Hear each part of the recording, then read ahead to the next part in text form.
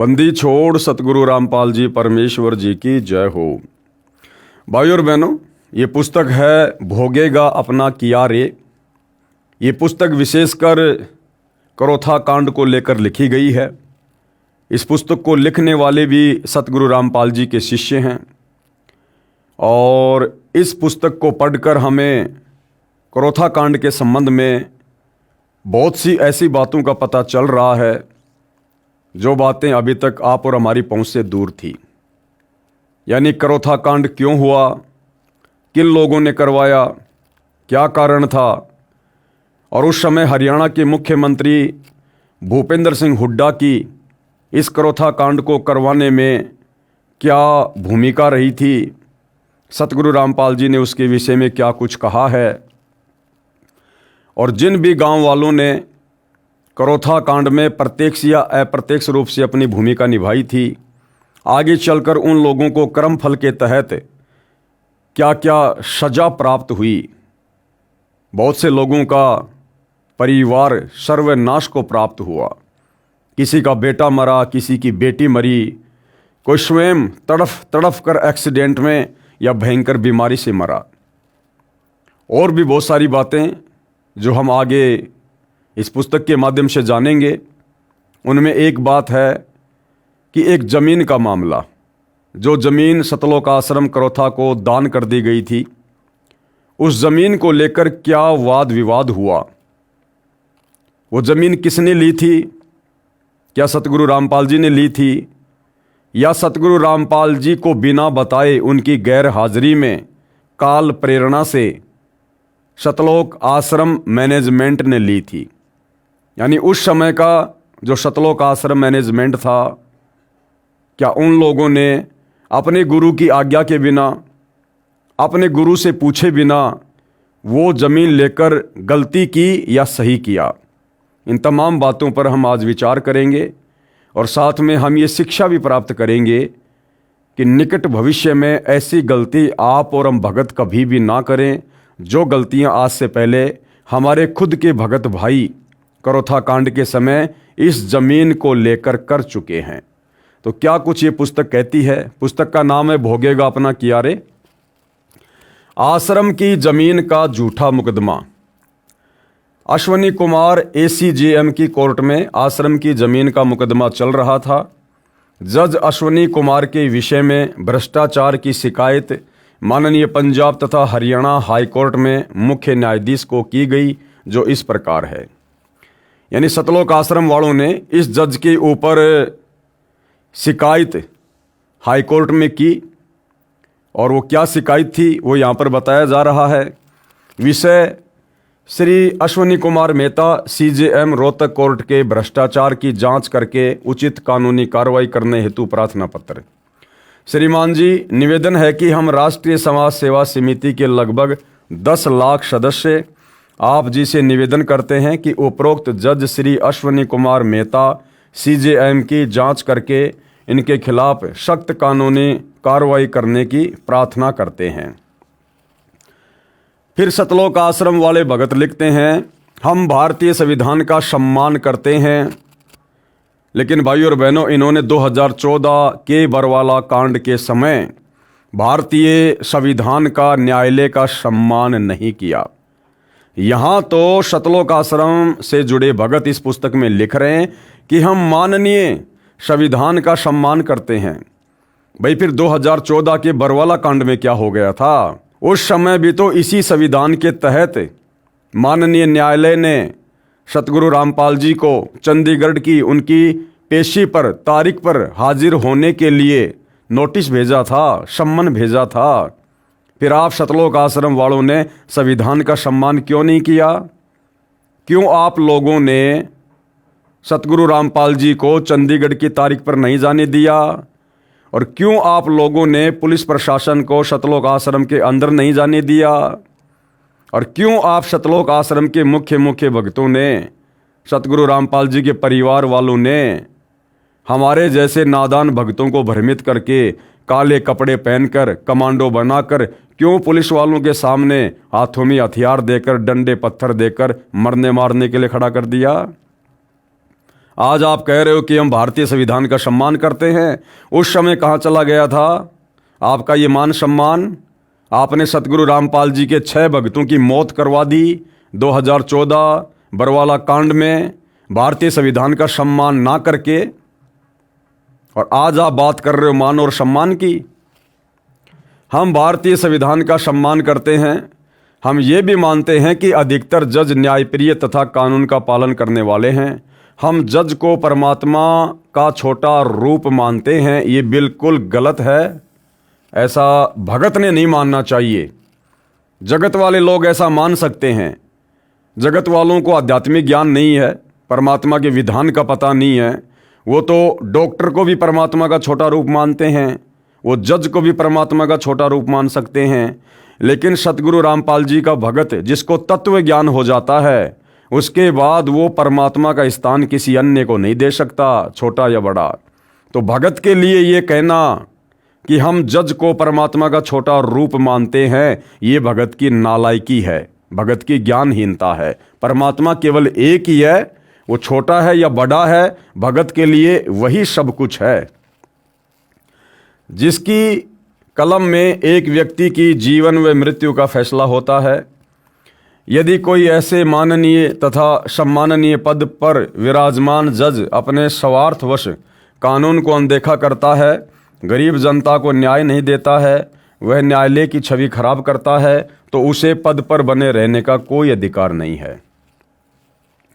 जज श्री अश्विनी कुमार मेहता माननीय के भ्रष्टाचार तथा अन्याय का उल्लेख।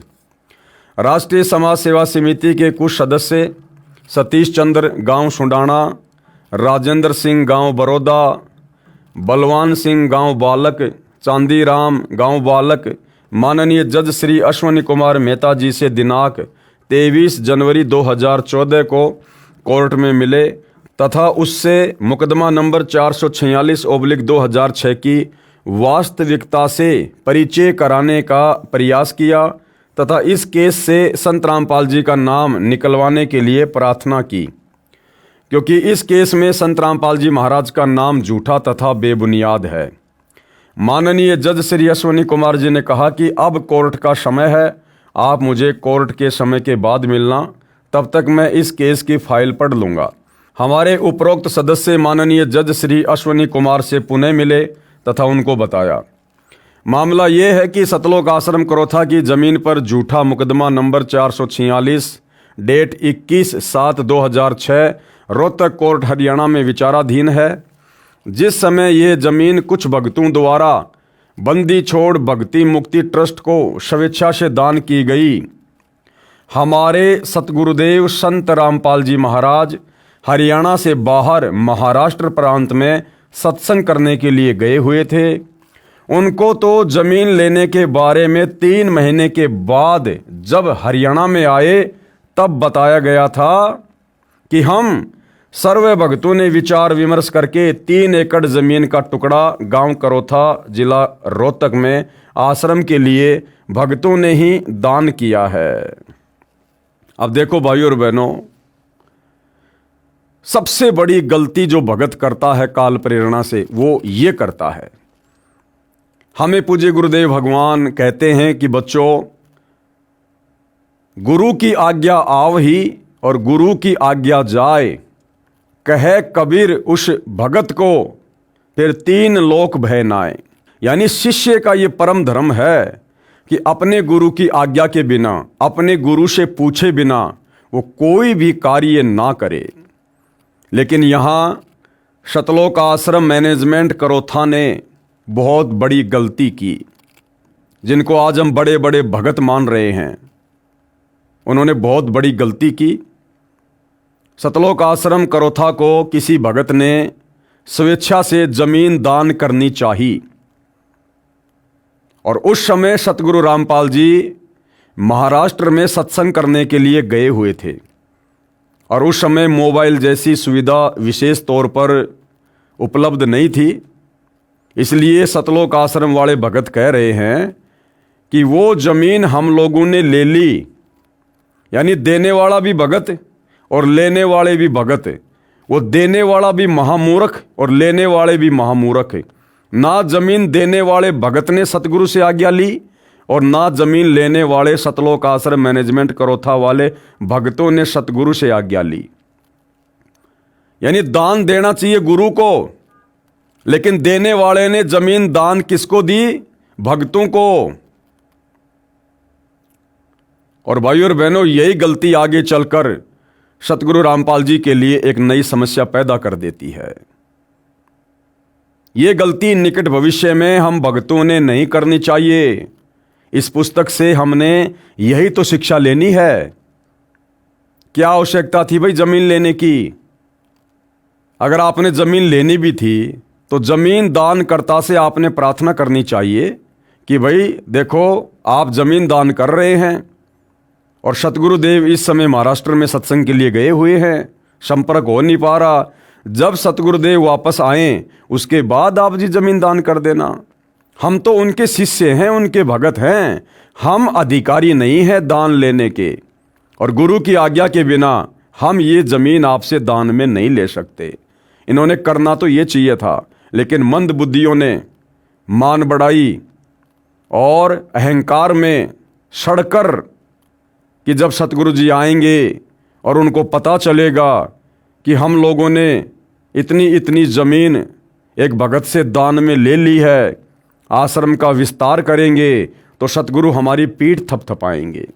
तो भाइयों और बहनों, ये गलती यदि भक्ति मार्ग पर हमें सफल होना है, एक अच्छे और सच्चे शिष्य की भूमिका अदा करनी है, ये गलती हमने बिल्कुल भी नहीं करनी चाहिए। दोबारा पढ़िए। भक्तों की गलती के कारण सतगुरु रामपाल जी के ऊपर वो मुकदमा लगा। भक्तों की गलती के कारण हमारे सतगुरुदेव संत रामपाल जी महाराज हरियाणा से बाहर महाराष्ट्र प्रांत में सत्संग करने के लिए गए हुए थे। उनको तो जमीन लेने के बारे में 3 महीने के बाद जब हरियाणा में आए तब बताया गया था कि हम सभी भक्तों ने विचार विमर्श करके 3 एकड़ जमीन का टुकड़ा गांव करोथा जिला रोहतक में आश्रम के लिए अपने भक्तों ने ही दान किया है। दानकर्ता के विशेष आग्रह पर जमीन बंदी छोड़ भक्ति मुक्ति ट्रस्ट के नाम ट्रस्टी भगत राजेंद्र के नाम से करा दी है। हमने पहली बार ट्रस्ट बनाया था, ट्रस्ट की ओर से कोई रेजुलेशन भी पास नहीं किया गया था। हमारे सतगुरु रामपाल जी महाराज के कहीं भी जमीन की खरीद के कागजात पर हस्ताक्षर नहीं है। इनका नाम भी राजनीतिक दबाव में बनाए मुकदमा नंबर 446 डेट 21/7/2006 में डालकर व्यर्थ परेशान किया जा रहा है। अरे व्यर्थ में परेशान तो तुम भक्तों ने करवाया। तुम्हें क्या आवश्यकता थी वो जमीन दान में लेने की, जब तुम्हें पता था कि गुरुदेव भगवान आश्रम में नहीं है और भक्ति मार्ग में गुरु की आज्ञा के बिना कोई भी कार्य नहीं किया जाता है। जब छोटा मोटा होम यज्ञ भी गुरु की आज्ञा के बिना सफल नहीं होता है, तो आप लोगों ने ये कैसे सोच लिया कि वो जमीन भक्तों को सुख देगी? और आगे चलकर फिर उसी जमीन को लेकर सतगुरु रामपाल जी के ऊपर मुकदमा लगा। इस जमीन के मुकदमा नंबर 446 डेट 2006 में मुख्य गवाह ने जिसके नाम से एफआईआर काटी गई थी, उसने न्यायालय में बयान देकर स्पष्ट कर दिया है कि इस एफआईआर में क्या लिखा है मुझे कुछ जानकारी नहीं, क्योंकि पुलिस ने जबरदस्ती मेरे से हस्ताक्षर कराए थे। दान अपनी स्वेच्छा से किया जाता है। जमीन ट्रस्ट के नाम हुई है, किसी ट्रस्टी या चेयरमैन के नाम नहीं हुई है। अब देखो, यहां तो कह रहे कि किसी ट्रस्टी या चेयरमैन के नाम नहीं हुई है, और यहां पर ये लोग खुद ही लिख रहे हैं, ये लोग खुद ही लिख रहे हैं भाइयों और बहनों कि दानकर्ता के विशेष आग्रह पर जमीन बंदी छोड़ भक्ति मुक्ति ट्रस्ट के नाम और ट्रस्टी भगत राजेंद्र के नाम से करा दी गई है, और यहां कह रहे हैं कि किसी के नाम नहीं हुई है। ट्रस्ट का नियम है कि यदि ट्रस्ट का प्रबंधन ट्रस्ट चलाने में असफल रहता है तो उस ट्रस्ट की चल अचल संपत्ति सरकार सील कर देती है। इसलिए ये मामला 420 धारा का नहीं है। राष्ट्रीय समाज सेवा समिति के सदस्यों ने सर्व जानकारी माननीय जज श्री अश्विनी कुमार जी को दी। जज अश्विनी कुमार जी ने कहा कि मैंने केस को पढ़ लिया है, ये केस तो आप पर बनता ही नहीं है। जमीन दानकर्ता कमला के माता भाई बहन तथा बुआ हैं। मैंने ये देख लिया है कि जिस समय जमीन दान की अप्रैल 1999 को तथा आज 2014 तक कमला ने किसी कोर्ट में इस संबंध में कोई मुकदमा भी दायर नहीं किया है। पुलिस ने चालान के साथ कमला पुत्री श्री साहब सिंह का 161 का बयान भी नहीं लगा रखा। जज महोदय ने आगे कहा कि यदि आप मुझसे पहले मिल लेते तो मैं कमला को गवाह रूप में भी स्वीकार नहीं करता। इस केस की गवाहियां 2007 से चल रही हैं। दिनांक 1/8/2013 6 वर्ष तक ये कमला पुत्री श्री साहब सिंह बयान देने भी नहीं आई थी। ज़मीन की रजिस्ट्री से 1999 से 2013 तक 14 वर्ष बीत गए हैं। इस आधार से भी स्पष्ट है कि सर्व कार्य इसकी सहमति से ही हुआ था। बाद में किसी ने इसको उकसाया है। जज ने यह भी बताया कि मैं अपने अनुभव से बताता हूं कि कमला ने जो 1/8/2013 को कोर्ट में बयान दिया है उसमें जो उसने प्रारंभ में कहा है वह तो उसके वकील द्वारा तोते की तरह रटाई गई कहानी थी। फिर उसने अंत में वास्तविकता भी बता दी। उसने कहा है कि मैंने बयाना रजिस्ट्री देख लिया है, ये मैंने ही लिखवाया है। फिर कहा है कि कृष्णा ने लिखवाया है जो नाते में इसकी सगी बुआ है। इससे भी स्पष्ट है कि कमला की सहमति से ही जमीन ट्रस्ट को दान की गई है। कमला ने बयान में स्वीकारा है कि मैं अपनी ज़मीन नहीं देना चाहती थी। इससे स्वयं सिद्ध है कि ज़मीन दान इसकी सहमति से हुई है। कमला के बयान का भावार्थ है कि मैं ज़मीन नहीं देना चाहती थी परंतु ज़मीन दे दी गई।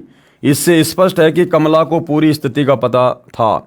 सर्व कार्य इसकी सहमति के अनुसार हुआ था। यदि ऐसा न होता तो उसी समय न्यायालय में अपील कर सकती थी, जो कि कमला ने आज तक भी ऐसा नहीं किया है।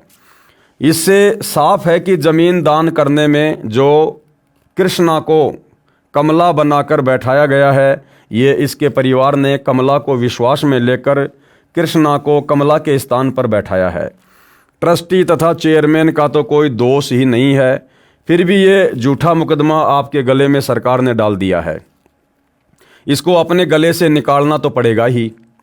श्री अश्वनी कुमार माननीय जज जी ने कहा कि आप भी जानते हैं वर्तमान में कैसे काम बनता है, आप लोगों को कुछ खर्च करना पड़ेगा।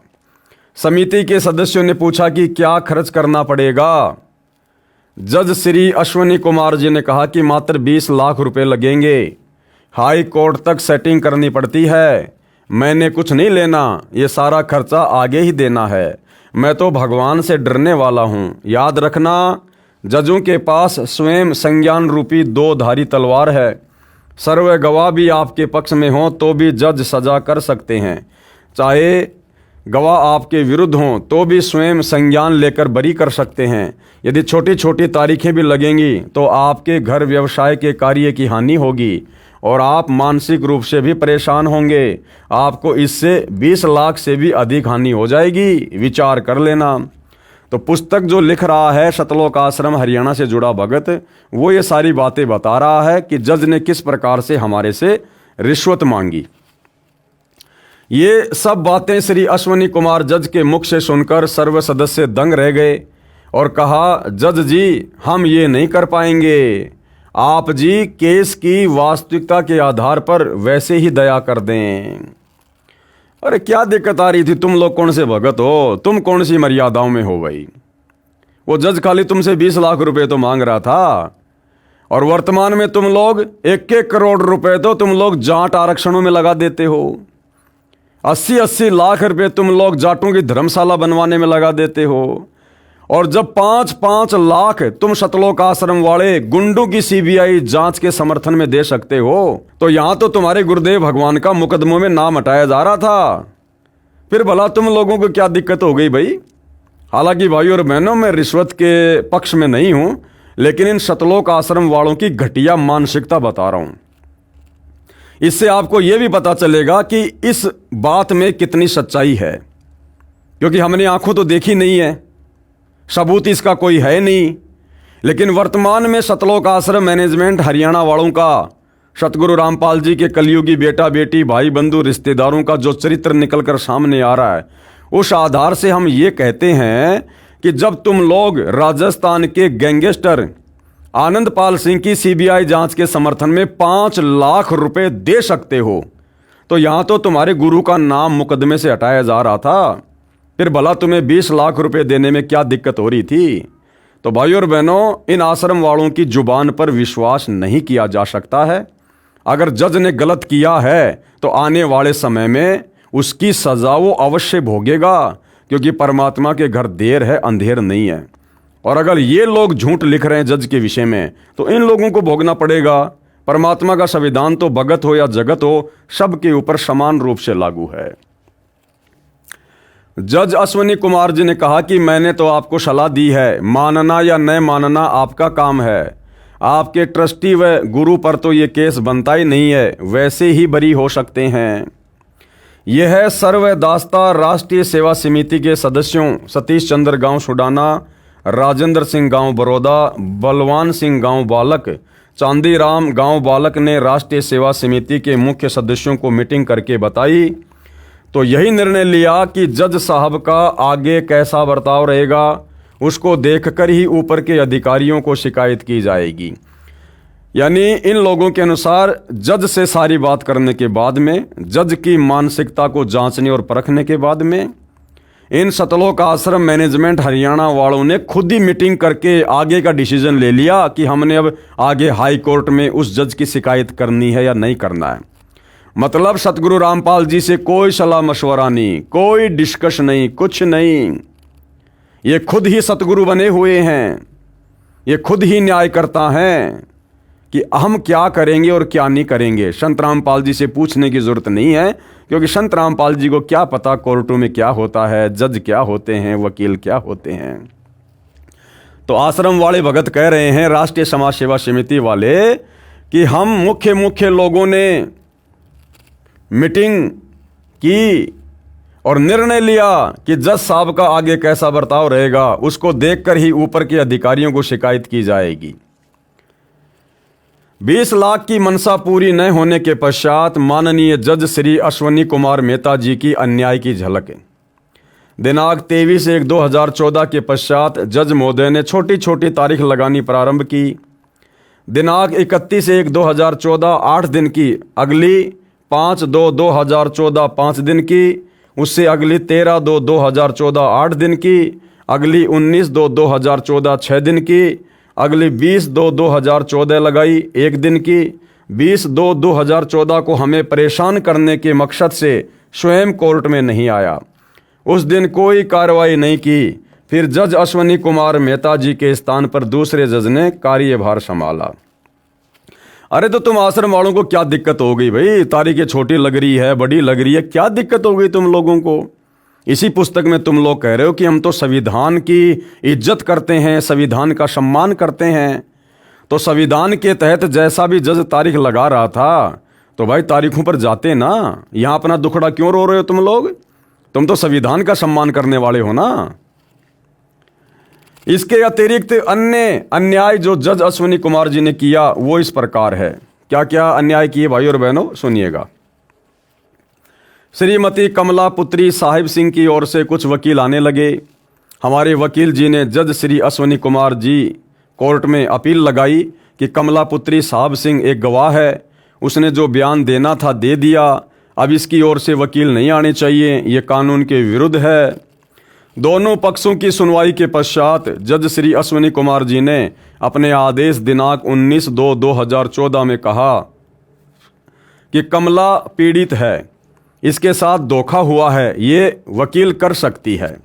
20 लाख की हवस पूरी ना होने के कारण माननीय जज श्री अश्विनी कुमार जी ने पक्का इरादा कर लिया था कि स्वयं संज्ञान के जरिए ट्रस्ट के ट्रस्टी तथा चेयरमैन को सजा देगा ही देगा।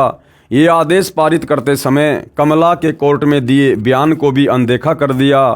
जज साहब पहले स्वयं कह रहे थे कि कमला की सहमति से जमीन दान की गई है, ये बात इसके बयान से स्पष्ट है। और 20 लाख रुपए न मिलने के कारण कमला को बाद में जज साहब ने विक्टिम यानी पीड़ित घोषित कर दिया और लिख दिया कि इसकी जमीन धोखे से दान की गई है।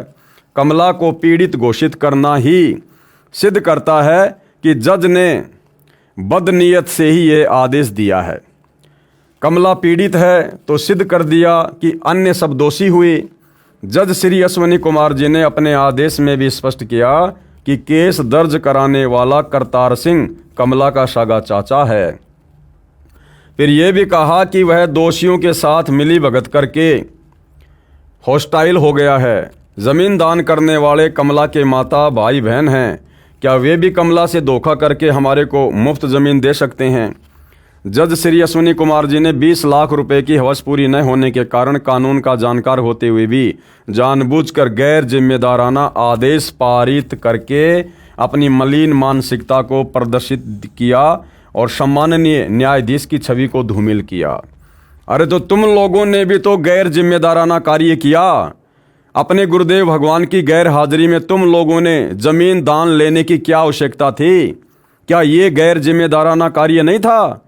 अगर तुम ये गैर जिम्मेदाराना कार्य ना करते तो आज तुम्हें क्यों कोर्ट में परेशान होना पड़ता? क्यों सतगुरु रामपाल जी पर उसी जमीन को लेकर यह मुकदमा होता?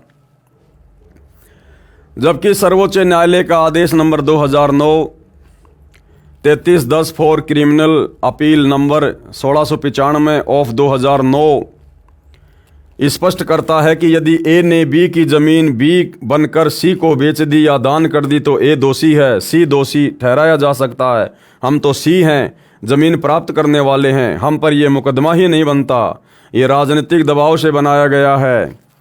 अरे तो कौन से राजनीतिक दबाव में बनाया गया और किस राजनेता के दबाव में बनाया गया उसका भी नाम लिख देते हैं यहाँ पर कि वो राजनेता कौन है। आधी अधूरी बातें क्यों कर रहे हो भाई? यह राजनीतिक दबाव से बनाया गया है, इसे समाप्त किया जाना चाहिए था। सर्वोच्च न्यायालय का यह आदेश भी जज महोदय ने लालचवश अनदेखा कर दिया।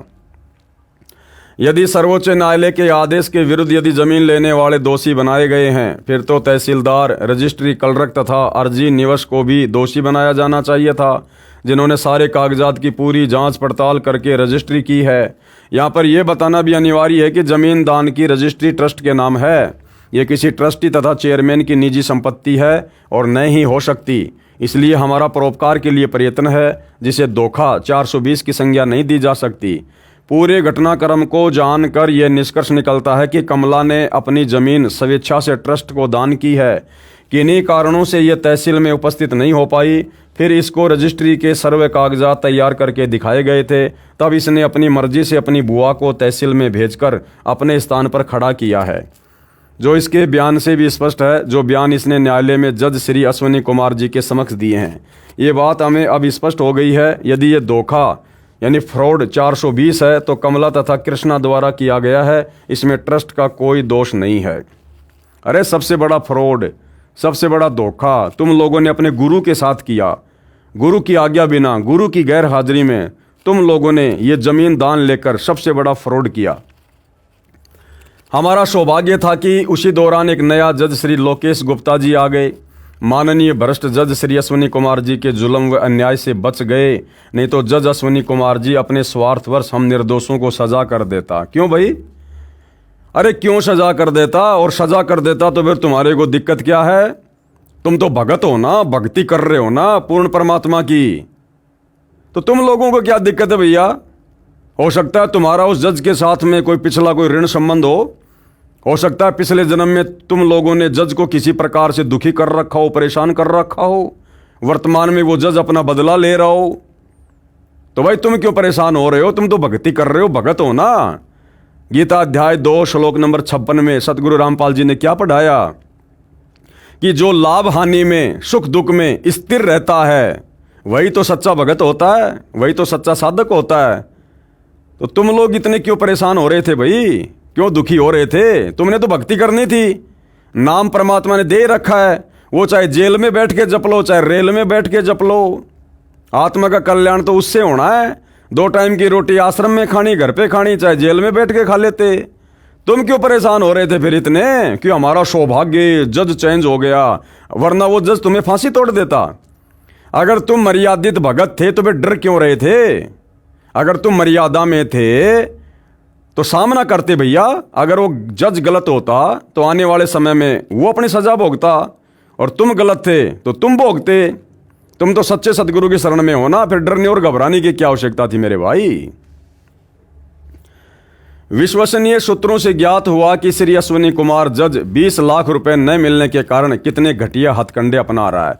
अब देखो भाई और बहनों, क्या लिखा जा रहा है? विश्वसनीय सूत्रों से ज्ञात हुआ, अर्थात स्पष्ट तौर पर ये भगत लोग यहां बताने से डर रहे हैं, घबरा रहे हैं। फिर तुम काहे की भगत हो भाई? अरे हमें क्या पता कि तुम जो बात बोल रहे हो सही है। कौन था वो तुम्हारा विश्वसनीय सूत्र? उसका नाम गांव पता लिखो ना। फिर अगर सच्चाई समाज के सामने पुस्तक के माध्यम से पेश कर रहे हो तो तुम्हारे विश्वसनीय सूत्र का नाम भी लिखना चाहिए कि उसको कैसे पता चला इन बातों का। आधी अधूरी बातें क्यों कर रहे हो तुम? विश्वसनीय सूत्रों से ज्ञात हुआ है कि श्री अश्विनी कुमार जज 20 लाख रुपए न मिलने के कारण कितने घटिया हथकंडे अपना रहा है। इसने श्री लोकेश कुमार गुप्ता जज से कहा था कि आप इस केस 446/2006 में ट्रस्टी तथा चेयरमैन की भी सजा करना। ये जजों की शिकायत करते हैं।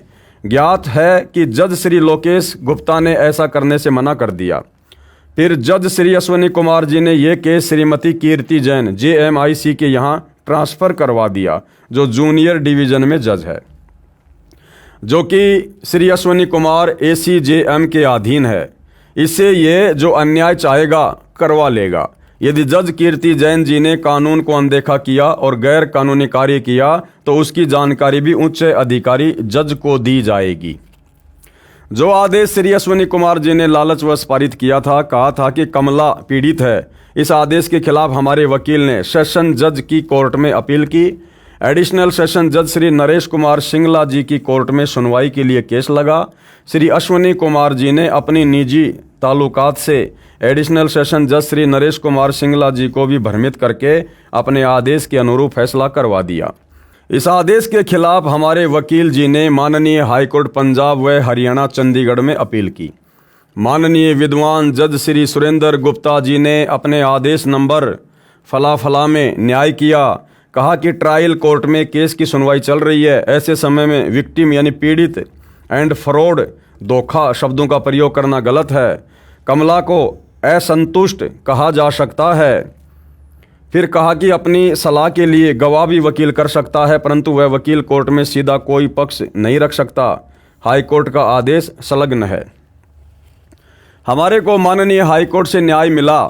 हम इस प्रार्थना पत्र के आरंभ में ही लिख चुके हैं कि अधिकतर जज न्यायकारी हैं। कुछ भ्रष्ट जज ही अपने स्वार्थवश अन्याय करके गरीब जनता को सताते हैं, क्योंकि भ्रष्ट जजों को पता होता है कि आम व्यक्ति ऊपर की कोर्टों में नहीं जा सकता, क्योंकि वकीलों की महंगी फीस होती है जो गरीब के बस की बाहर होती है। तुम तो पैसे वाले हो भाई, तुम तो हाई कोर्ट क्या सुप्रीम कोर्ट क्या, तुम तो कहीं भी जा सकते हो, तुम गरीब थोड़ी हो। आप जी से पुनः प्रार्थना है कि माननीय भ्रष्ट जज श्री अश्विनी कुमार मेहता CJM रोहतक कोर्ट हरियाणा की जांच करके कानूनी कार्रवाई की जाए। ऐसे व्यक्ति ऐसे सम्माननीय पद पर बने रहने के योग्य नहीं है। इसको तुरंत प्रभाव से बर्खास्त किया जाए ताकि गरीब जनता अन्याय से बच सके। जांच अधिकारी के सामने जांच के समय हमारे वो सदस्य जो जज श्री अश्विनी कुमार से मिले थे शपथ पत्र देंगे तथा जांच में पूरा सहयोग देंगे। कानून को अनदेखा करके जज श्री अश्विनी कुमार जी ने अच्छा नहीं किया। यदि गरीब जनता ने दुखी होकर कानून को अनदेखा कर दिया तो क्या होगा? यदि इस जज के खिलाफ कार्रवाई नहीं हुई तो हम सर्वे 10 लाख राष्ट्रीय समाज सेवा समिति के सदस्यों को संवैधानिक तरीके से आंदोलन व प्रदर्शन करने के लिए विवश होना पड़ेगा। कौन कह रहे हैं? राष्ट्रीय समाज सेवा समिति वाले। इनको भक्ति नहीं करनी, इनको ये बकवादी करनी है इस प्रकार की। इनको अपने भगवान पर विश्वास नहीं, इनको अपने गुरुदेव पर विश्वास नहीं, इनको भक्ति मर्यादाओं पर विश्वास नहीं। अब ये समाज को सुधारेंगे इस प्रकार से आंदोलन करके। अरे समाज को सुधारने के लिए परमात्मा धरती पर आए हुए हैं भाई, वो अपने हिसाब से सुधारेंगे। वो आंदोलन करके अपने भक्तों से करवा के समाज को नहीं सुधारेंगे। समाज सुधरेगा तत्व ज्ञान से, इस ज्ञान से, भक्ति से। अब इस ज्ञान को तुम खुद ही नहीं समझ पा रहे, फिर भला वो जज कैसे सुधरेंगे, जनता कैसे समझेगी? और क्या कर लिया तुम लोगों ने अभी तक भाई? अरे इतने वर्ष बीत गए, हम आंदोलन करेंगे, प्रदर्शन करेंगे, कर लिया तुम लोगों ने आंदोलन, सुधार दिया तुम लोगों ने जज को, दिलवा दी तुम लोगों ने फांसी उस जज को। तो भाई और बहनों, परमात्मा कह रहे करनी तज कथनी कथया ज्ञानी दिन रात, और कुत्ते जू भौंकत फिर सुनी सुनाई बात है। ये जो इस प्रकार की बातें हैं, जजों के खिलाफ आंदोलन करना या प्रदर्शन करना, ये सतगुरु रामपाल जी के ज्ञान और विधान के बिल्कुल खिलाफ है, विपरीत है। ये प्रार्थी राष्ट्रीय समाज सेवा समिति के सभी 10 लाख सदस्य और ये समिति पूर्ण रूप से धार्मिक तथा गैर राजनीतिक है। फिर वर्तमान में राजनीति में क्यों घुस गए भाई? अगर ये समिति गैर राजनीतिक थी तो वर्तमान में भाई क्यों राजनेताओं के तलवे चाट रहे हो तुम सतलोक आश्रम वालों? 2019 में तुम कांग्रेस सरकार के चरणों में जाकर बैठ गए, तुमने कांग्रेस का समर्थन किया। 2024 में तुम बीजेपी के चरणों में जाकर बैठ गए। आज वर्तमान में तुम बीजेपी का समर्थन कर रहे हो और कह रहे हो कि यह संस्था गैर राजनीतिक है।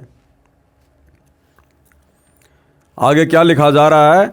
आर्य समाजियों को रिश्वत लेकर बरी किया। जज सविता कुमारी के भ्रष्टाचार की शिकायत की गई जो इस प्रकार है।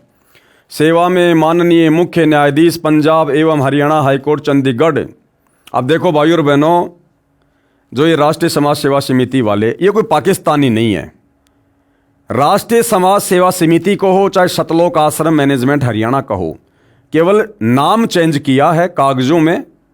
इन्होंने जो समिति बनाई थी राष्ट्रीय समाज सेवा समिति 2010 में, तो समिति क्या है? समिति एक नाम है। भगत सारे वो के वो हैं, कोई प्रधान बना है, कोई अध्यक्ष बना है, कोई क्या बना है। अब ये क्या कह रहे हैं ये लोग? जज सविता कुमारी के भ्रष्टाचार की शिकायत की गई जो इस प्रकार है। अरे नालायकों, अपने गुरुदेव के चरणों में अर्जी लगा देते कि गुरुदेव भगवान ये बात है, हमने जो गलती करी थी आपकी गैर हाजिरी में जमीन लेने की, ये परमात्मा हम कान पकड़ के माफ़ी मांगते हैं, आगे से ऐसी गलती नहीं करेंगे। ये परमेश्वर हम नीचों पर दया करो। अरे तो जजों का जज सतलोक आश्रम बरवाड़ा में बैठा था ना भाई। अरे जो हमारा मुकदमा धर्मराज के कोर्ट में लड़ेगा ऊपर, ये यहाँ के छोटे मोटे जज फिर क्या है उसके आगे? इस परमात्मा से बड़ा कोई न्यायकारी है क्या? अदली असल कबीर है, कुल के सतगुरु एक। अदली यानी न्यायकारी, न्यायकारी परमात्मा केवल एक कबीर है और तुम्हारा गुरु स्वयं कबीर है। और तुम अर्जियां लगाते फिर रहे हो इन नकली कोर्टों में, लगाते अपने गुरुदेव भगवान के चरणों में अर्जी कि परमात्मा गलती हो गई, नादान है, आपके बच्चे माफ करो, आगे से ऐसी गलती नहीं होगी। अरे जजों का रिमोट परमात्मा के हाथ में है, 2 मिनट में परमात्मा प्रेरणा कर दे, लेकिन तुम्हारी बुद्धि वहां तक तो जाती नहीं है। गुरु को तो तुम मानुष मानते हो, अपने से नीचा मानते हो। तुम तो खुद ही गुरु बने हुए हो, सारे काम तो तुम खुद कर रहे हो। 2010 में जब से तुम लोगों ने राष्ट्रीय समाज सेवा समिति बनाई है, तुम लोगों ने सत्यानाश कर दिया, भक्ति का बेड़ा गर्क कर दिया तुम लोगों ने, अंत में बरवाला कांड करवा कर छोड़ा। सेवा में माननीय मुख्य न्यायाधीश पंजाब एवं हरियाणा हाईकोर्ट चंडीगढ़। विषय जज श्रीमती सविता कुमारी JMIC रोहतक के भ्रष्टाचार की जांच करके उचित कानूनी कार्रवाई करने हेतु प्रार्थना पत्र। एक छोटी सी अर्जी सतगुरु रामपाल जी के चरणों में भी लगा देते भाई, तुम्हें कोर्टों के चक्कर ही नहीं काटने पड़ते। निवेदन है कि हम राष्ट्रीय समाज सेवा समिति के लगभग 10 लाख सदस्य आपसे निवेदन करते हैं कि उपरोक्त जज की जांच करके सख्त कार्रवाई करने की प्रार्थना करें। तुम्हारी गुलाम है वो हाई कोर्ट जो तुम्हारे आदेशों पे चलेगी। तुम खुद अपने गुरु के आदेशों पर नहीं चलते तो तुम्हारी गंदी जुबान से लगाई गई प्रार्थना से जज कैसे चलेंगे? हम मानते हैं कि अधिकतर जज कानून का पालन करने वाले हैं, न्यायप्रिय हैं। हम जज को परमात्मा का छोटा रूप मानते हैं। भाई नहीं मानते। हम सतगुरु रामपाल जी के साध संगति से जुड़े भाई बहन इस मत से सहमत नहीं है। हमारा परमात्मा चाहे वो छोटा है चाहे बड़ा है, सतगुरु रामपाल जी है। ये कबीर भगवान ही है और कोई परमात्मा नहीं है। एक 2 कोड़ी के जीव को परमात्मा की संज्ञा देना परमात्मा की तौहीन है। जिसकी कलम में एक व्यक्ति की जीवन मृत्यु का फैसला होता है, नहीं होता। अगर आप सतगुरु रामपाल जी के भगत हो तो भगत कभी भी अन्याय नहीं करेगा, गलत काम नहीं करेगा। और यदि भगत के साथ कोई अन्याय करता है, धोखाधड़ी करता है, तो फिर जजों की औकात नहीं कि वो अपनी उस कलम से उस भगत को मृत्यु दंड दे दे, उसको फांसी दे दे। फिर वो सतगुरु कौन से दिन काम आएगा? फिर जो भक्ति तुम कर रहे हो, फिर ये कौन से दिन काम आएगी? ऐसे माननीय तथा सम्माननीय पद पर विराजमान व्यक्ति अपने स्वार्थवश अन्याय करता है, गरीब जनता को न्याय नहीं देता। अरे गरीब जनता सतगुरु रामपाल जी का ज्ञान समझकर भक्ति करे, फिर परमात्मा के हाथ में है अपनी भगत की समस्या। फिर देखो उसके काम कैसे होते हैं। वह न्यायालय की छवि को खराब करता है, उसे पद पर बने रहने का कोई अधिकार नहीं है। मामला यह है कि हमारे कुछ सदस्यों पर मुकदमा नंबर फला फला माननीय जज सविता जी की कोर्ट में विचाराधीन है। केस नंबर इतने इतने इस्तगासा आश्रम के ट्रस्टी डॉक्टर कृष्ण जी ने आश्रम की मानहानि का सत्यवीर शास्त्री पर डाल रखा था। अब बताओ भाई, भक्तों ने मानहानि का दावा डाल रखा है। आश्रम के ट्रस्टी डॉक्टर कृष्ण जी ने आश्रम की मानहानि का सत्यवीर शास्त्री पर डाल रखा था। अब भक्तों का काम है क्या ये मानहानि का मुकदमा करना? अरे भक्तों की ना इज्जत होती, ना भक्तों की कोई बेइज्जती होती। तुम सतगुरु की शिक्षाओं पर नहीं चलते, इसलिए तुम लोग दुखी हो। सतगुरु रामपाल जी क्या कहते हैं? मान अमान करे क्यों ना कोई, कि मेरे भगत का चाहे कोई सम्मान करो चाहे अपमान करो, भगत ने कोई टेंशन नहीं, कोई चिंता नहीं। मान अमान करे क्यों ना कोई, मम संत शरण जान जगत छोई। संसार को राख के समान समझो और परमात्मा की भक्ति अपनी मर्यादा में रह के करो। भगत की कोई इज्जत नहीं होती और ना भगत की बेइज्जती होती। और यहां इन लोगों ने मानहानि के दावे डाल रखे हैं। केस नंबर 176 डेट 6/3/2006 आचार्य बलदेव के खिलाफ था, जो माननीय जज सविता जी की कोर्ट में सुनवाई चल रही थी। अब भैया सतगुरु क्या करे? तुमने सतगुरु की कोर्ट में तो मानहानि का मुकदमा किसी के खिलाफ डाला नहीं, अर्थात तुम लोगों ने सतगुरु रामपाल जी के चरणों में तो प्रार्थना लगाई नहीं। तुम लोग तो न्यायदाता मान रहे हो कोर्टों को, न्यायालयों को। तो भैया न्यायालयों में तो न्यायालयों के अनुसार काम होता है, फिर तुम्हारे अनुसार काम नहीं होगा कि तुम जैसा चाहोगे वैसा तुम्हारे फेवर में सारा काम हो जाएगा। फिर भैया कोर्टों का काम तो काललोक में कोर्टों के अनुसार होता है, जिसमें माननीय जज सविता जी ने हमारे विरोधियों से रुपए लेकर उनके पक्ष में फैसला कर दिया। दिनांक 2 मई 2014 को इस्तगासा केस नंबर इतना तथा केस नंबर फला फला की तारीख थी। हमारे कुछ सदस्य भी ट्रस्टी कृष्ण के साथ कोर्ट में गए थे, जो प्रत्येक पेशी पर जाते हैं। उन्होंने हमें बताया कि दिनांक 2 मई 2014 को इस्तगासा केस नंबर फला फला तथा केस नंबर इतना इतना की पेशी थी। उस दिन माननीय जज सविता जी छुट्टी पर थी। अब भाई और बहनों, जज छुट्टी पर थी या नहीं थी, ये लोग गए या नहीं गए, ये मुकदमा क्या है, हमने ज़्यादा दिमाग लगाने की ज़रूरत नहीं है। इसको याद नहीं करना, रट्टा नहीं मारना। हमने केवल निष्कर्ष निकालना है कि हम भगतों को क्या शिक्षा मिल सकती है और हम भगत कहाँ पर गलतियाँ करने से बच सकते हैं, जो गलतियाँ हमसे पहले इन बड़े बड़े भक्तों ने की। हमने केवल निष्कर्ष निकालना है, इससे ज़्यादा और कुछ नहीं। दोषी आचार्य बलदेव पहले से अनुपस्थित चल रहा था। 2 मई 2014 को आचार्य बलदेव कोर्ट में पेश हुआ। उसकी जमानत की अर्जी लगाई गई। जमानत की सुनवाई के लिए माननीय जज कीर्ति जैन जी की कोर्ट में लगी, जो उस दिन ड्यूटी पर मजिस्ट्रेट थी। आचार्य बलदेव के साथ आर्य समाज के कई व्यक्ति कोर्ट से बाहर एक पेड़ के नीचे खड़े थे। एक व्यक्ति और आया जिसको पटवारी जी कह रहे थे। उसने पूछा, आचार्य जी की जमानत का क्या रहा? दूसरे व्यक्तियों ने बताया कि जमानत हो जाएगी। हमने जज कीर्ति जैन का दलाल मिल गया है। हमें कल ही पता चला था कि जज सविता छुट्टी पर है। हमने जज कीर्ति जैन से 5 लाख रुपए में सेटिंग कर रखी है। हमारी सेशन जज सुशील कुमार गुप्ता से भी सेटिंग हो चुकी है। अब ये सेटिंग हुई नहीं हुई, केवल ये लोग अपने हाथों से लिख रहे हैं, इसका कोई प्रमाण नहीं है। हमारे 3 सदस्यों ने बताया कि हम अनजान से बनकर मुंह दूसरी ओर करके अखबार पढ़ने का बहाना करके उनकी सारी वार्ता सुन रहे थे। क्यों भैया, तुम लोग कोई प्राइवेट कोई डिटेक्टर हो क्या, जो सारी बातें सुन रहे थे ऐसे करके? अरे तुमने अपने भगवान पर विश्वास नहीं किया, तुमने भक्ति पे विश्वास नहीं किया। उनकी बातें चोरों की तरह सुनकर भी तुम लोगों ने क्या कर लिया? कुछ तो नहीं किया। हमारे 3 सदस्यों ने बताया कि हम अनजान से बनकर मुंह दूसरी ओर करके अखबार पढ़ने का बहाना करके उनकी सारी वार्ता सुन रहे थे, जिनके नाम हैं विजेंद्र निवासी गांव गांधरा, महेंद्र निवासी मादीपुर दिल्ली, ओम प्रकाश निवासी गांव गांधरा। ये थे वो एजेंट जो अखबार पढ़ने का बहाना करके सारी बातें सुन रहे थे। उस व्यक्ति ने, जिसको पटवारी जी कह रहे थे, फिर पूछा कि जो मुकदमे रामपाल के चेलों ने कर रखे हैं, जो सविता जज की कोर्ट में आचार्य बलदेव तथा सत्यवीर शास्त्री पर चल रहे हैं, इनकी क्या संभावना है?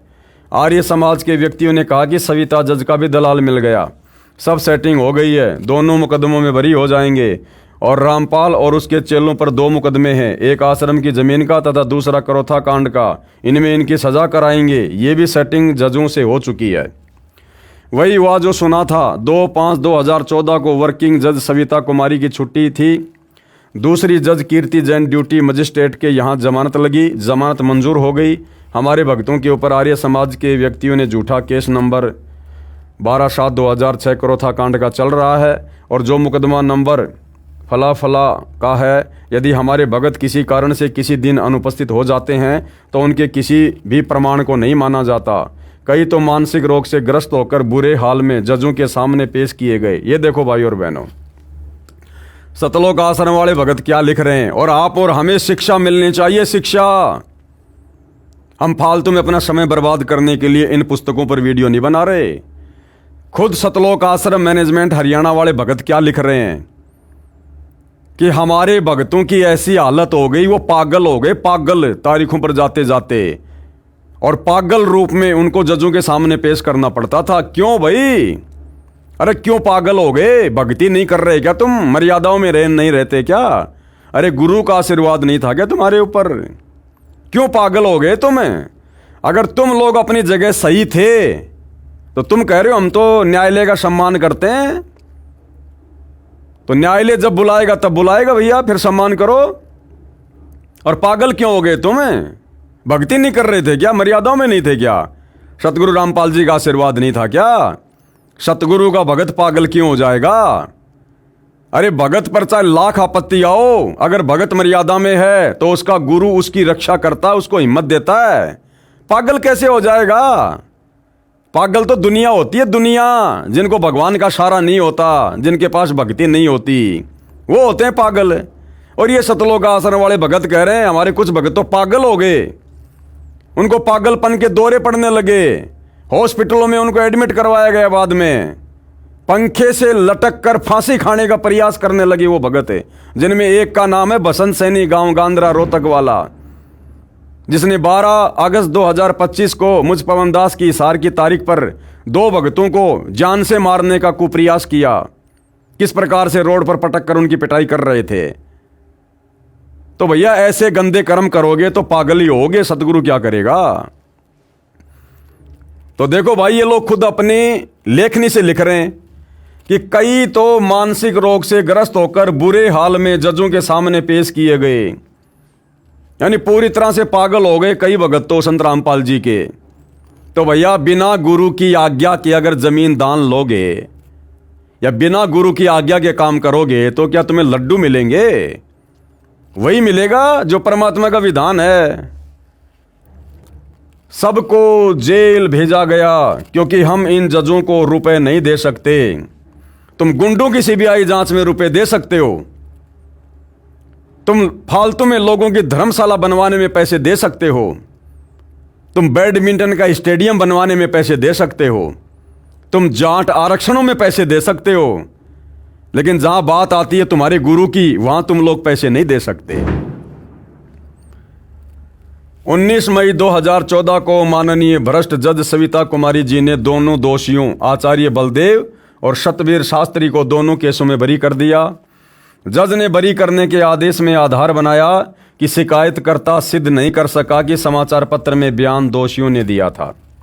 कृपया पढ़िए जज के उस आदेश के पेज नंबर 7 की फोटोकॉपी। क्यों पढ़नी हमें फालतू में, क्यों खोपड़ा खराब करें हम? जो हमारे मतलब की बात है वो पकड़ेंगे, जो भक्ति मार्ग में हमें कुछ फायदा दे। जबकि दोषी सत्यवीर ने स्वयं न्यायालय में जवाब दावे में स्वीकार किया है कि मैंने ये बयाना समाचार पत्र में छपवाया था। इससे स्पष्ट है कि जज सविता कुमारी ने दोषियों से रिश्वत लेकर बरी किया। अधिक जानकारी इस प्रकार है। इन मुकदमों में दोषियों के विरुद्ध सब सबूत थे, समाचार पत्रों में प्रकाशित होने से ये स्वयं प्रमाणित है तथा हमारे 3 गवाह भी गवाही दे चुके थे। सत्यवीर शास्त्री ने स्वयं स्वीकारा है कि मैंने ये स्टेटमेंट समाचार पत्रों में निकलवाई है। सत्यवीर ने न्यायालय में जवाब दावा दिया है, उसमें भी स्वीकारा है कि मैंने समाचार पत्र में ये बयान दिया था, मैंने ही समाचार पत्र छपवाया है। वह भी जज सविता जी को दिखाया गया, उसकी सत्यापित प्रति भी जज के मांगने पर दी गई। कृपया पढ़िए जवाब दावे की फोटोकॉपी, पढ़ते रहना तुम लोग भाई। जिस समय ये गलत समाचार छपा था उसी समय हमारे ट्रस्ट के सदस्यों ने यह खंडन भी किया था कि यह सर्व झूठ समाचार है। हमने भी समाचार पत्र में निकलवाया था कि पुलिस ने अपनी जांच में भी स्पष्ट किया है कि यह बलात्कार की घटना गांव बोरा के खेतों की है, जो सतलोक आश्रम से लगभग 25 किलोमीटर दूर है। उसी समय इस सिलसिले में हमारा शिष्टमंडल एसपी रोहतक से भी मिला था कि यह समाचार पत्र कैसे छपा है। ये सुनकर तत्कालीन एसपी भी आश्चर्य में पड़ गया। कहा कि हमारे सामने लड़की ने स्वयं बताया कि बोरा गांव के खेतों में यह घटना घटी। बोरा गांव के गणमान्य व्यक्तियों ने भी यही बताया कि यह घटना गांव के निकट ही खेतों में हुई है। हमारे पास सबके बयान हैं। आर्य समाज के लोगों को हमारे आश्रम को बदनाम करने का कौन सा अधिकार है? अरे भैया, काल के लोक में अधिकारी अधिकार हैं। गुरुजी ने क्या समझाया? निरंजन धन तेरा दरबार, यहाँ तनिक ना न्याय विचार। और मालिक क्या कहते हैं? पाखंडी की पूजा जग में संत को कहें लबाड़, अज्ञानी को परम विवेकी, ज्ञानी को मूड गवार, निरंजन धन तेरा दरबार। अरे शब्द नहीं सुनते क्या? आश्रम वालों सत्संग नहीं सुनते क्या गुरुदेव के? किसको अधिकार है और किसको अधिकार नहीं है? काल लोक में अधिकारी अधिकार हैं। भगत ने अपनी भक्ति करनी चाहिए। आर्य समाज के लोगों को हमारे आश्रम को बदनाम करने का कौन सा अधिकार है? जज महोदय सविता जी ने भी अपने लालच में कानून को अनदेखा करके उनके पक्ष में फैसला कर दिया। जज सविता जी से प्रार्थना है कि इनका लाइसेंस बना दें कि ये किसी की मानहानि करें, इनको कोई नहीं रोकेगा। अरे क्यों बना दे भाई? हमें क्या मतलब है? आप लोगों ने ये क्यों कहना कि जज फला फला व्यक्ति का लाइसेंस बना दे, वो जब चाहे किसी के ऊपर मुकदमा कर दे? आप लोगों ने क्या लेना देना था भाई इन सब बातों से? आप तो परमात्मा के भगत हो, भक्ति कर रहे हो ना, अपने गुरु पर विश्वास रखो ना। क्या समय आने पर सत्य की जीत नहीं होती क्या? भगवान के घर देर है अंधेर नहीं है, तुम्हें इस बात का नहीं पता क्या? लेकिन तुम अपने गुरु को परमात्मा मानो तब ना, गुरु पर विश्वास करो तब ना, मर्यादा में रह के भक्ति करो तब ये सद्बुद्धि आती है, बकवाद करने वालों को नहीं आती। हमारे भक्तों ने 50,000 रुपये भी कोर्ट फीस भरकर मुकदमा डाला था। अरे क्यों डाला मुकदमा नालायकों? क्यों संगत का 50,000 रुपये बर्बाद कर दिया तुम लोगों ने? अरे गुरुजी से मिल बैठकर सलाह कर लेते, उनके चरणों में प्रार्थना लगा देते। परमात्मा जो सलाह देता बिल्कुल सही देता नालायकों। तुम्हें मुकदमा डालने की क्या आवश्यकता थी? अरे गुरु ने क्या समझाया? जो तोकू काटा बोवे ताको बोतू फूल, कि जो तुम्हारे ऊपर मुकदमा करे तुम उसके ऊपर मुकदमा ना करो। आवत गाड़ी एक है उल्टा हो अनेक। गुरुजी तो आने वाली गाड़ी के जवाब में गाड़ी देने को भी मना करते हैं, और तुम लोगों ने 50,000 रुपये कोर्ट में फीस भर के सामने वाले पे मुकदमा कर दिया। अरे भैया, भक्ति कर रहे थे, ड्रामा कर रहे थे, सत्संग तो सुनते नहीं थे, भक्ति विधान का तुम्हें ज्ञान नहीं, और अपनी मर्जी से अपनी बकवादे करने में लगे हुए थे। तो सतगुरु भी क्या करेगा भाई? सतगुरु भी यही देखता है कि करने दो इन नालायकों को जो कर रहे हैं वो। जब इनकी घिस निकल लेगी अपने आप सीधे हो जाएंगे। यदि ये मुकदमा झूठा होता तो क्या हमारे सिर में दर्द था कि हम 50,000 रुपये खर्चते तथा वकीलों की फीस भरते? तुम्हारे सिर में दर्द नहीं, तुम्हारे सिर में खुजली चल रही थी काल की। पुलिस ने जिस व्यक्ति के खिलाफ बलात्कार का मुकदमा बनाया उसमें स्पष्ट लिखा है कि बोरा गांव के बाहर खेतों में एक मकान के खंडर में बलात्कार हुआ। मुकदमा नंबर FIR फला फला का केस माननीय जज सविता जी की कोर्ट में विचाराधीन है। उसी दिन दिनांक 19/5/2014 को इस केस की पेशी थी, जिस दिन केस नंबर फला फला तथा केस नंबर फला फला में दोषियों को बरी कर दिया। उसी दिन मुकदमा नंबर फला फला की तारीख पेशी थी।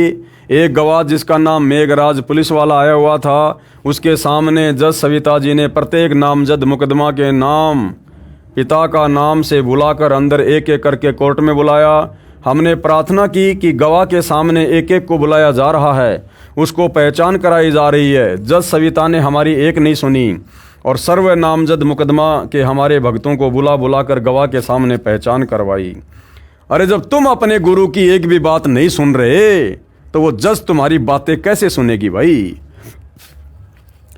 इससे भी स्पष्ट है कि जज सविता जी लालच में अंधी हो गई और कानून की भी पालना नहीं कर रही। तो तुम लोग भी तो काल प्रेरित होकर अपने गुरुदेव के आदेशों की पालना नहीं कर रहे थे। 1 तारीख पर हमारा वकील किसी कारण से कोर्ट में पेशी पर उपस्थित नहीं हो सका। उस दिन केस नंबर फला फला तथा केस नंबर फला फला की पेशी थी। आवाज़ लगने पर एक भगत ने जज सविता जी से प्रार्थना की कि जज साहब हमारा वकील नहीं आ सका है। इस बात पर जज बहुत क्रोध में आकर बोली कि बुलाओ अपने वकील को, नहीं तो मैं एक तरफा फैसला कर दूंगी। जो भगत इस केस की पेशी पर पैरवी के लिए जाते हैं तथा जिन पर यह मुकदमा बना रखा है, उनमें से 4 व्यक्तियों ने, एक का नाम है जगदीश निवासी पंजाब खोड़, विजेंद्र निवासी गांद्रा, महेंद्र निवासी मादीपुर दिल्ली, ओम प्रकाश निवासी गांद्रा ने दिनांक 25/3/2014 को जज सविता जी से प्रार्थना की कि ये मुकदमा जो रोड जाम का है, ये राजनीति के दबाव में झूठा बनाया गया है। हमने रोड जाम नहीं किया, रोड जाम तो आर्य समाजियों ने किया था, उन पर मुकदमा नहीं बनाया गया। हमारे सर्व भगत निर्दोष हैं, कृपया इस मुकदमे से हमारा पीछा छुड़वाइए। अरे इतनी प्रार्थना रो रो कर अपने गुरुजी के चरणों में करते कि गुरुदेव भगवान, हम नीचों से गलती हो गई, हम काल प्रेरित थे, हमें माफ़ करो परमात्मा, आगे से ऐसी गलती नहीं करेंगे, हमारा पीछा छुड़वाओ, हम दुखी हो रहे हैं। अरे इतनी प्रार्थना अपने गुरुदेव भगवान के चरणों में कर लेते। अगर गुरु के सामने प्रार्थना करने से शर्म आ रही थी तो अपने घर पर दरबार साहिब में कर लेते। वो अंतर्यामी तो हृदय से की गई पुकार को वहां से भी सुन लेता है। तो जो अपने गुरु के आगे नहीं रोता, नहीं गिड़गिड़ाता, फिर वो जजों के आगे रोता है। 2006 से सैकड़ों पेशियों पर आए हैं, हम घर का कार्य भी नहीं कर सकते, हम बहुत दुखी हो चुके हैं। और तुम लोगों ने वर्तमान में मुझ पवनदास पर 4 मुकदमे लगवा रखे हैं। अरे मैं भी तो तारीखों पर जा रहा हूं भाई, मेरे भी तो काम धंधे में दिक्कत आ रही है, मेरा भी तो परिवार है। तुम्हें अपनी समस्या दिखाई दे गई, दूसरों की समस्या दिखाई नहीं देती। जज ने कहा कि कुछ कोर्ट का खर्चा भरना पड़ेगा, मुकदमा जल्दी तथा तुम्हारे पक्ष में हो जाएगा। हमने कहा जी कितने रुपए खर्च करना पड़ेगा? देख लो, अब यहां पर ये रिश्वत दे रहे हैं। जो जज पैसों की बात कर रही है, तो यहां पर जब ये खुद परेशान हुए, खुद दुखी हुए, सैकड़ों तारीखों पर जाकर खुद जब दुखी होने लगे, तो जब जज ने कहा कि कुछ खर्चा भरना पड़ेगा, पैसे भरने पड़ेंगे कोर्ट में, तो बिल्कुल कह रहे हैं जी कितने पैसे भरने पड़ेंगे जी, यानी सहर्ष स्वीकृति दे रहे हैं। क्या कहा? हम बहुत दुखी हो चुके हैं। जज ने कहा कि कुछ कोर्ट का खर्चा भरना पड़ेगा, मुकदमा जल्दी तथा तुम्हारे पक्ष में हो जाएगा। हमने कहा कि जी कितने रुपए खर्चा भरना पड़ेगा? उस समय जज सविता कुमारी कोर्ट में अकेली बैठी थी। उसने बताया कि 10 लाख रुपए कोर्ट फीस है, ये मुझे गुप्त देनी होगी। यदि ऐसा नहीं करोगे तो छोटी छोटी तारीख लगने से आप घर के कार्य भी ठीक से नहीं कर पाओगे, जिस कारण से आपको अधिक हानि हो जाएगी। विचार कर लेना, आप 19 व्यक्ति हैं, 50,000 रुपए ही एक के हिस्से में आते हैं। मैं तो आपको सलाह दे रही हूँ, आपकी इच्छा है जैसा करो, कर लेना। 10 लाख रुपए कोर्ट फीस सुनकर हमें आश्चर्य तो हुआ, परंतु कहा कि मैडम हम विचार करके बताएंगे। ये लो जी, हम विचार करके बताएंगे। अर्थात ये लोग स्पष्ट रूप से जज को मना नहीं कर पाए। इन लोगों ने आपस में सलाह मशवरा किया, और जब लगा कि भैया इतना पैसा तो हम नहीं दे पाएंगे, तब जाकर इन्होंने मना किया। अगर 2-4 लाख रुपए की बात होती तो ये ले दे के मामला रफा कर देते। ये सुनकर हमें आश्चर्य तो हुआ, परंतु कहा कि मैडम हम विचार करके बताएंगे। हम निर्धन व्यक्ति हैं, 10 लाख रुपए कोर्ट फीस भरने में असमर्थ हैं। अगर 1-2 लाख रुपए वो बोलती तो तुरंत हाँ भर देते, तुरंत। इसलिए हमने दोबारा जज से कोई बात नहीं की। उसके पश्चात तो जज सविता का हमारे प्रति आक्रामक रवैया हो गया, छोटी छोटी तारीख देने लगी। 25/3/2014 के पश्चात 26/4/2014 31 दिन की। इस दौरान एक नामजद मुकदमा अनुपस्थित चल रहा था, उनको पीओ करने के लिए 31 दिन की तारीख दी थी। ये इस जज की मजबूरी थी। इसके पश्चात 2/5/2014 8 दिन की, फिर 6 दिन की, फिर 11 दिन की, फिर 5 दिन की, फिर 7 दिन की। उन चारों भक्तों ने राष्ट्रीय समाज सेवा समिति के मुख्य सदस्यों को बताया, अपने गुरुजी को नहीं बताया। और उन चारों भक्तों ने जिनकी छोटी छोटी तारीखें लग रही थी, इसी मनवश काल प्रेरित संगठन राष्ट्रीय समाज सेवा समिति के सदस्यों को जाकर बताया। अपने गुरुजी से कोई सलाह मशवरा नहीं, गुरुजी से कोई प्रार्थना नहीं। तभी तो जीव दुखी होता है, कष्ट भोगता है। उन चारों भक्तों ने राष्ट्रीय समाज सेवा समिति के मुख्य सदस्यों को बताया। जब वकीलों से पूछा गया तो हमारी हंसी करने लगे कि ऐसा कोई कानून नहीं बना कि कोर्ट फीस भरो और बरी हो जाओ, ये तो जज की सीधा सीधा रिश्वत की मांग है। फिर हमने राष्ट्रीय समाज सेवा समिति की मीटिंग बुलाई तथा माननीय भ्रष्ट जज सविता जी की शिकायत उच्च अधिकारियों को करने का निर्णय लिया। फिर भी गुरुजी से कोई सलाह मशवरा नहीं, गुरुजी से कोई किसी प्रकार की अर्जी नहीं। फिर भी आपस में ये राष्ट्रीय समाज सेवा समिति वाले ही अपनी मनमर्जी कर रहे हैं कि हम उस जज के खिलाफ चंडीगढ़ हाई कोर्ट में जाएंगे। अरे जब तक गुरु के आगे नहीं रहोगे, अर्जी नहीं लगाओगे, जब तक गुरु की आज्ञा में नहीं चलोगे, आजीवन दुखी रहोगे, आजीवन। आप जी से नम्र निवेदन है कि भ्रष्ट जज की जांच करके कानूनी कार्रवाई की जाए। हाँ करेंगे, तुम्हारे नौकर हैं वो। आप जी की अति कृपया होगी और न्यायालय की गरिमा बनी रहेगी। जांच अधिकारी को हमारे चारों भगत शपथ पत्र भी देंगे। यदि भ्रष्ट जज पर कार्रवाई नहीं हुई तो हम राष्ट्रीय समाज सेवा समिति के सर्वे 10 लाख सदस्य संवैधानिक तरीके से आंदोलन करने के लिए मजबूर होंगे। ये आंदोलन करना, धरने, प्रदर्शन, रैलियां निकालना, ये संत रामपाल जी के भक्ति विधान में नहीं है। ये सारे के सारे कार्य बरवाला कांड के समय और बरवाला कांड के बाद इस मनवश काल प्रेरित संगठन राष्ट्रीय समाज सेवा समिति ने अर्थात सतगुरु रामपाल जी के परिवार ने किए और करवाए हैं। जब तक इस भ्रष्ट जज को पद से मुक्त नहीं किया जाएगा तब तक आंदोलन करेंगे। अभी तक तो भैया वो अपने पद से बर्खास्त नहीं हुआ और तुम लोग क्यों अपने घरों में बैठ गए हार मान के? पड़े रहो रोडों पर, करो आंदोलन, करो धरने, प्रदर्शन, रैलियां। क्यों हार मान गए राष्ट्रीय समाज सेवा समिति वालों? आप जी से पुनः निवेदन है कि इस माननीय भ्रष्ट जज सविता कुमारी जी को बर्खास्त करके सख्त कार्रवाई की जाए। इससे हमें न्याय की कोई उम्मीद नहीं है। अरे न्याय भाई 21 ब्रह्मांड में नहीं है। निरंजन धन तेरा दरबार, यहाँ तनिक ना न्याय विचार। सत्संग सुना करो, सत्संग। धन्यवाद। प्रार्थी राष्ट्रीय समाज सेवा समिति के 10 लाख सदस्य। ये समिति पूर्ण रूप से धार्मिक तथा गैर राजनीतिक है। फिलहाल तो ये राजनीतिक हो गई, राजनेताओं के तलवे चाटने लग गए सतलोक आश्रम वाले।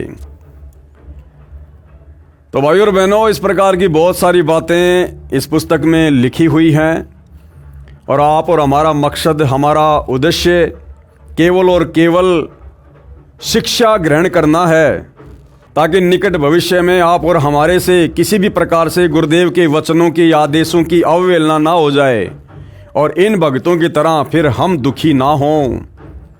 तो हमने विचार करना है। आगे क्या लिख रहे हैं? हमारा उद्देश्य महर्षि दयानंद का अपमान करना नहीं है। महर्षि दयानंद के विषय में जो भी जानकारी हमने दी है यह आर्य समाजियों द्वारा प्रकाशित पुस्तकों से है। फिर भी हम स्पष्ट करना चाहते हैं कि हम किसी का अपमान करने का उद्देश्य नहीं रखते, अपितु सतर्क करना चाहते हैं कि जो भक्ति दयानंद जैसे प्रभु प्रेमी ने की वह शास्त्र अनुकूल न होने से उनको भक्ति लाभ प्राप्त नहीं हुआ। शास्त्र अनुकूल भक्ति संत रामपाल जी महाराज के पास है, उसको जांचो, फिर नाम दीक्षा ग्रहण करके कल्याण करवाओ। महर्षि दयानंद के अज्ञान व दुर्व्यसन का प्रमाण। महर्षि दयानंद तमाकू खाता था, सूंघता था। इसका प्रमाण पुस्तक महर्षि दयानंद सरस्वती का जीवन चरित्र के पेज नंबर 208 की फोटोकॉपी। ये उनके जीवन चरित्र के ऊपर लिखी गई पुस्तक है जिसमें ये प्रमाण है कि वो तमाकू खाया करते थे, अर्थात नशा किया करते थे। और आर्य समाज उनको बहुत बड़ा समाज सुधारक मानता है, जबकि वो खुद तमाकू खाया करते थे, अर्थात नशा किया करते थे। और नशा करने वाला व्यक्ति कभी भी समाज सुधार नहीं कर सकता। तो ये लिखा हुआ भाई और बहनों, ये उसके पेज वगैरह। पुस्तक का नाम है जीवन चरित्र महर्षि स्वामी दयानंद सरस्वती। आप जी इस पुस्तक की PDF में देख सकते हैं, पढ़ सकते हैं। कौन सी पुस्तक है ये फोटोकॉपी जीवन चरित्र महर्षि दयानंद सरस्वती की है, जो अमर शहीद पंडित लेखराम द्वारा संकलित प्रमाणिक उर्दू भाषा का आर्य भाषा में अनुवाद है। इसके अनुवादकर्ता आर्य महोपदेशक श्री कविराज रघुनंदन सिंह निर्मल, संपादक हैं श्री पंडित हरिश्चंद्र विद्यालंकार, प्रकाशक हैं आर्य समाज नयाबास दिल्ली 6। और ये प्रथम बार 2028 इस लेख में स्पष्ट है कि महर्षि दयानंद तम्बाकू सूंघते थे तथा तम्बाकू खाते भी थे। महर्षि दयानंद को श्रीमद् भगवद गीता का भी ज्ञान नहीं था। ऊपर पृष्ठ 208 की फोटोकॉपी में लिखे वृत्तांत से सिद्ध है कि महर्षि दयानंद का आध्यात्मिक ज्ञान शून्य था। प्रकरण इस प्रकार है। एक राम गोपाल वैश्य जो वेदांती था, उसने बहुत सी टीकाएं अर्थात अनुवाद गीता की देखी। गीता अध्याय 18 श्लोक 66 में वर्ज शब्द है।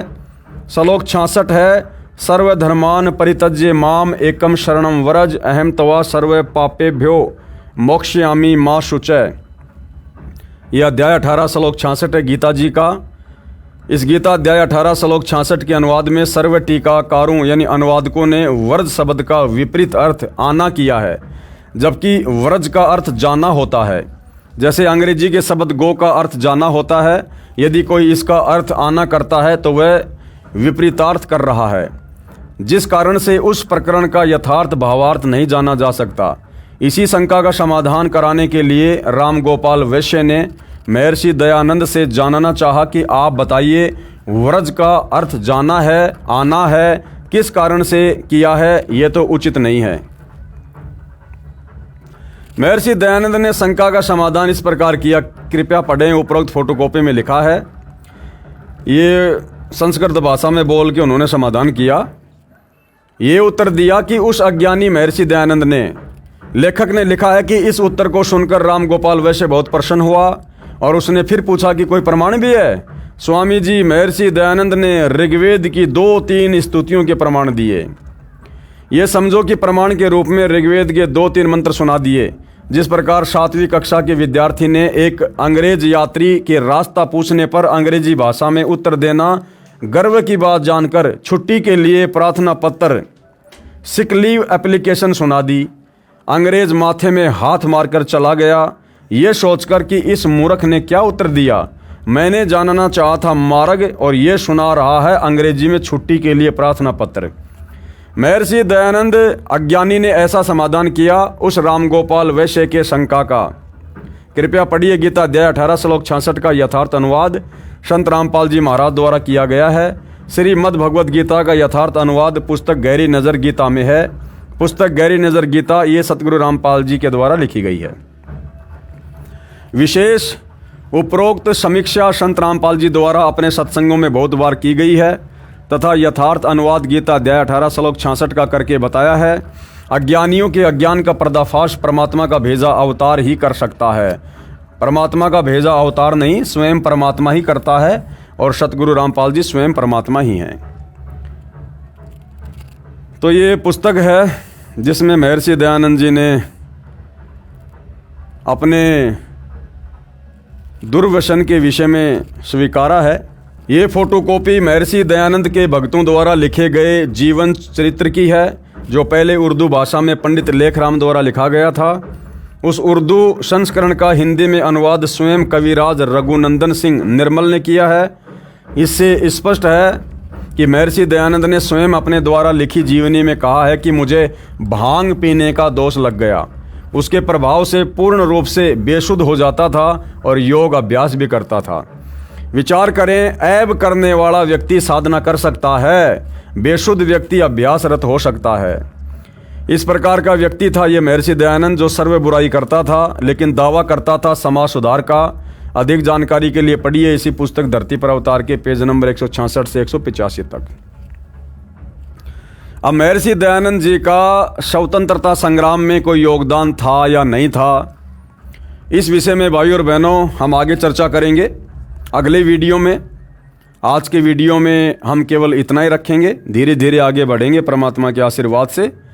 इस पुस्तक पर मुश्किल से 2 या 3 वीडियो और बनेंगे और इस पुस्तक के ऊपर वीडियो बनाने का हमारा मकसद केवल इतना ही है कि हम सत्य और असत्य से परिचित हों और हम उन तमाम गलतियों को कभी भी भविष्य में ना दोहराएं जो गलतियां गुरु के ज्ञान को अच्छे से ना समझ पाने के कारण शतलोक आश्रमों से जुड़े हुए हमारे से पहले बड़े बड़े भक्तियों ने की हैं, दोहराई हैं और उसकी सज़ा भी पाई है और आगे भी सज़ा पाएंगे। जो गलतियां इन लोगों ने सतगुरु रामपाल जी के वचनों की अवहेलना करके 2014 बरवाला कांड में और 2014 बरवाला कांड के बाद वर्तमान समय 2025 तक कर रहे हैं।